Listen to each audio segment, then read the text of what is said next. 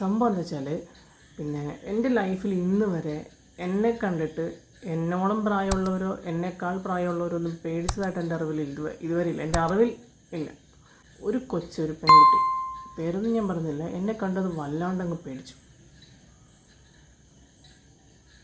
വല്ലാണ്ടതങ്ങ് പേടിച്ചു. ഞാനും വല്ലാണ്ടായിപ്പോയി. ഇത് എന്താ ചെയ്യേണ്ടതെന്ന് അറിയാണ്ടായി. കാരണം ഞാൻ എൻ്റെ കണ്ണ് നിങ്ങൾക്ക് കാണിച്ചു തരാം. ഇത് ഇപ്പോൾ നിങ്ങൾ ഈ കാണുന്ന എൻ്റെ വലത്തെ കണ്ണാണ്, ഇത് ഇടത്തെ കണ്ണാണ്. ഏതായാലും ഇപ്പോൾ ഈ കണ്ണിലൊന്നുമില്ല. നമ്മളങ്ങനെ കോളേജിലെത്തിയിട്ടുണ്ട്.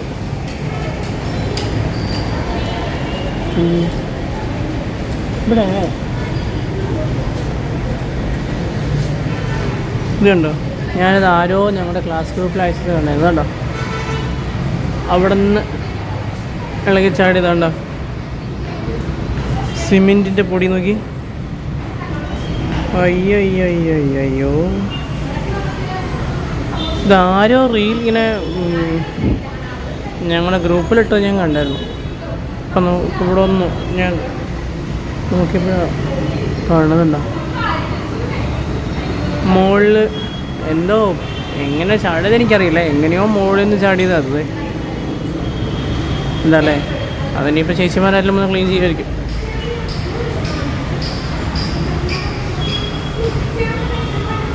ഇതെൻ്റെ ക്ലാസ്സാണ്. നമ്മൾ സാധാരണ വരണതിൻ്റെ മറുപുറമാണ് കേട്ടോ ഇത്. അപ്പം എല്ലാവരും ചോദിക്കാറുണ്ട് ഇവിടെ ടോയ്ലറ്റ് എവിടെയാണ്. ഇത് കണ്ടോ, ആ കാണാണ് വാഷ് ബേസിൻ. നമുക്ക് കൈ കഴുകാനൊക്കെ ആയിട്ടുള്ള വാഷ് ബേസിൻ ഇവിടെ തന്നെയുണ്ട്. എക്സ്ക്യൂസ് മീ, നമുക്ക് കൈ കഴുകാനുള്ള വാഷ് ബേസിൻ ഇവിടെ തന്നെയുണ്ട്. ഓക്കെ, അത് നമ്മൾ പിന്നെ കുറച്ച് മുമ്പ് പക്ഷേ ഇവിടെ കണ്ടോ, ഇവിടെ കൂടെ വരുമ്പോൾ നമ്മൾ സൂക്ഷിക്കണം. ഇത് തെന്നി കിടക്കുന്ന സ്ഥലമാണ്. ഇതുണ്ടോ, ഇവിടെയൊക്കെ ശരിക്കും തെന്നും. ഈ മഴയൊക്കെ പെയ്തിരിക്കുമ്പോൾ ഈ അറ്റത്ത് നിന്ന് തെന്നും. ഇത് വെള്ളം പിടിക്കാനുള്ള ഏരിയയാണ്. ഇവിടെ എന്തെങ്കിലും മറ്റേ പിടിച്ച് കാണാറില്ല. ഇപ്പോൾ അവിടെ മറ്റേ പ്യൂരിഫയർ വെച്ചിട്ടുള്ളതുകൊണ്ട് ഇപ്പോൾ അതിൽ നിന്നാണ് പിടിക്കാറ്. ഇതിലങ്ങനെ ആരും പിടിക്കാറില്ല. ഓക്കെ, ഇവിടെ നമ്മളിങ്ങനെ നേരെ വന്നു കഴിഞ്ഞാൽ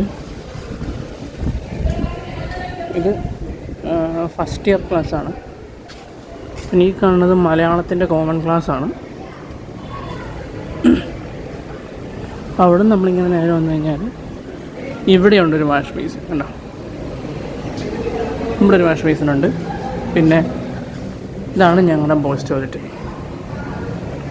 അകത്തേക്ക് കയറുന്നില്ല, ഇതാണ് ബോയ്സ് ടോയ്ലറ്റ്. ഇവിടെ അകത്ത് മറ്റേ ഇരുന്ന് പോകാനുള്ള ബാത്റൂമും ഉണ്ട് കേട്ടോ. ഇതുണ്ടോ, ഇവിടെ നിന്ന് ഇങ്ങനെ വന്നു കഴിഞ്ഞാൽ അകത്ത് ഇരുന്ന് പോകാനുള്ളതുകൊണ്ട്. ഇനി ഗേൾസ് ടോയ്ലറ്റ് അത് പിന്നെ അകത്തൊരു കാണിക്കാൻ പറ്റില്ല, അത് വേറെ കാര്യം. ഗേൾസ് ടോയ്ലറ്റ് ഇവിടുന്ന് കുറച്ച് മുമ്പോട്ട് പോയി കഴിഞ്ഞാൽ പിന്നെ ഇതാണ് ഗേൾസ് ടോയ്ലറ്റ്. എവിടെയുണ്ട് അവർക്ക് വേണ്ടി ഒരു വാഷ് ബേസിൻ. പിന്നെ ഇത് അകത്തേക്ക് പോകേണ്ട റൂം. ഓക്കെ, ബാത്റൂം ഉണ്ടോ പുറത്തേക്ക് പോകണമെന്നൊക്കെ ചോദിച്ച ആൾക്കാർക്ക് ഈ ഒരു ഭാഗം ഞാൻ കാണിക്കുന്നു. പാതി വെളിച്ചത്തിലൂടെ ഞാനെന്ന വിഷയത്തിൽ ഞാൻ ഇന്ന് പറയാൻ പോകുന്നത്, ഞാൻ എൻ്റെ നഖം നീണ്ടു. അപ്പം അത് വെട്ടുന്നത് കാണിക്കാമെന്ന് ആദ്യം വിചാരിച്ചത്. പക്ഷെ ഇന്ന് കോളേജ് വെച്ച് എനിക്കൊരു ദുരനുഭവം ഉണ്ടായി. അപ്പോൾ അത് നിങ്ങളുമായിട്ട് പങ്കുവെക്കാമെന്ന് വിചാരിച്ചു. ഞാൻ ആദ്യം വീഡിയോ ഷെയർ ചെയ്തായിരുന്നു. പക്ഷേ ടെൻഷൻ കാരണമായിരിക്കും പറഞ്ഞതൊക്കെ അവിടെ ഇവിടെ ആയിപ്പോയി. അപ്പോൾ അതുകൊണ്ട് പിന്നെ അത് കളഞ്ഞിട്ട് വീണ്ടും റെക്കോർഡ് ചെയ്യുന്നുണ്ട്.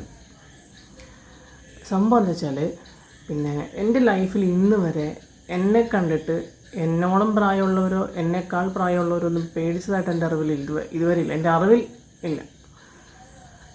പേടിച്ചിട്ടുണ്ട്.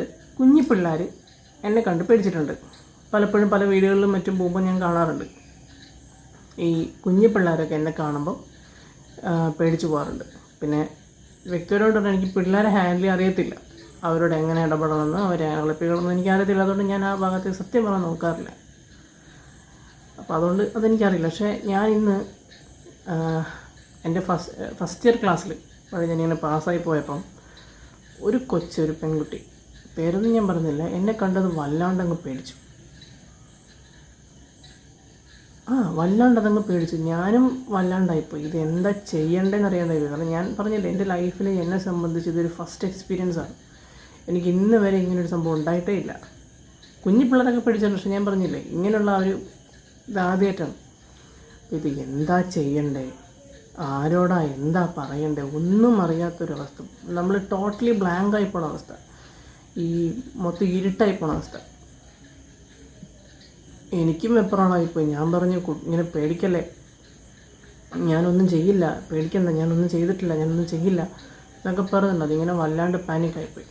അപ്പോൾ ഞാൻ പറഞ്ഞൊരു കാര്യം ചെയ്യും, ഞാൻ എൻ്റെ വിരലിങ്ങനെ നീട്ടിട്ട് പറഞ്ഞു, ഒരു കാര്യം ചെയ്യാം, എൻ്റെ കൈവിരൽ വേണമെങ്കിൽ പിടിച്ചോ പേടി മാറണമെങ്കിൽ, അതല്ലാതെ ഇപ്പം ഞാൻ എന്താ ചെയ്യണ്ടേ, വല്ലാണ്ടങ്ങ് ഞാൻ വിറച്ച് പോയി എന്നൊക്കെ പറയില്ലേ, അങ്ങനൊരവസ്ഥ. എൻ്റെ കൈവിരലൊക്കെ ഇങ്ങനെ തൊട്ട് പോയതല്ല, അതിന് പേടിയൊന്നും മാറിയില്ല. പിന്നെ ഞാനും മെല്ലെ ഇങ്ങ് പോന്നു. പക്ഷെ ആ ഒരു സംഭവം ഉണ്ടല്ലോ, അത് വല്ലാണ്ട് ഇങ്ങനെ നമ്മൾ വേട്ടയാടുക എന്നൊക്കെ പറയില്ലേ, അതാണ്.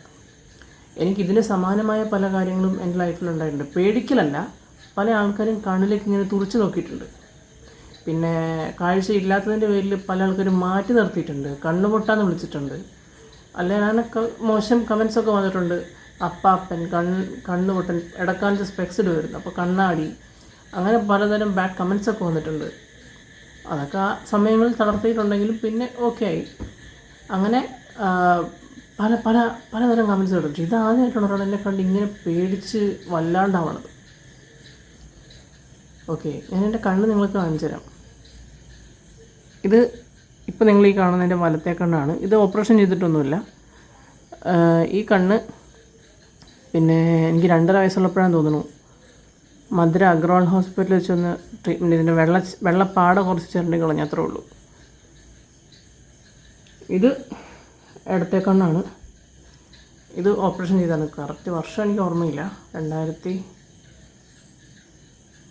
വർഷം എനിക്ക് കറക്റ്റ് ഓർമ്മയില്ല. ഏതായാലും ഇപ്പം ഈ കണ്ണിലൊന്നുമില്ല, വെറും വെട്ടം മാത്രമേ ഉള്ളൂ, അല്ലാതൊന്നുമില്ല, ഫുൾ ബ്ലാങ്കാണ്. ഇതുകൊണ്ടാണ് എനിക്ക് എല്ലാം ചെയ്യാനും പറ്റുന്നത്, ഞാനെല്ലാം ചെയ്യണതൊക്കെ ഇതുകൊണ്ടാണ്.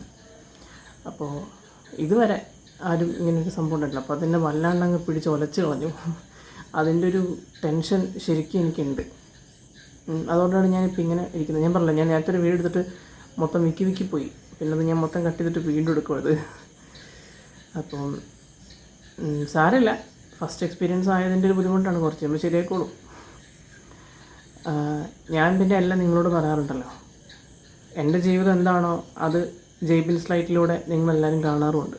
അപ്പം അതുകൊണ്ട് നിങ്ങളോട് ഞാൻ പങ്കുവെച്ചു എന്നുള്ളതേ ഉള്ളൂ.